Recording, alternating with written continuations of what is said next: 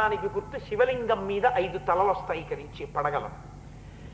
మధ్యలో ఏనుక్కి ఎలా ఉంటుందో అలా 2 దంతములు పైకి కనపడుతుంటాయి శివలింగంలో. కింద సాలెపురుగు, మధ్యలో ఏనుగు, ఆ పైన పాము. 3 కూడా వాసనా బలం చేత ముందు జన్మలలో మనస్సుని సిద్ధం చేసుకోవడం వల్ల ఈ జన్మలో మోక్షాన్ని పొందాయి సుమా అన్న రహస్యాన్ని ఆవిష్కరించినటువంటి క్షేత్రము శ్రీకాళహస్తి. అందుకని ఆ క్షేత్రానికి దక్షిణ కైలాసానికి ఈ 3 మోక్షం పొందినప్పటి నుంచి శ్రీకాళహస్తి అని పేరు వచ్చింది. ఈ శ్రీకాళహస్తి క్షేత్రం పేరెత్తినప్పుడల్లా మనకి గుర్తొచ్చేటటువంటి వాడు మహానుభావుడు కన్నప్ప.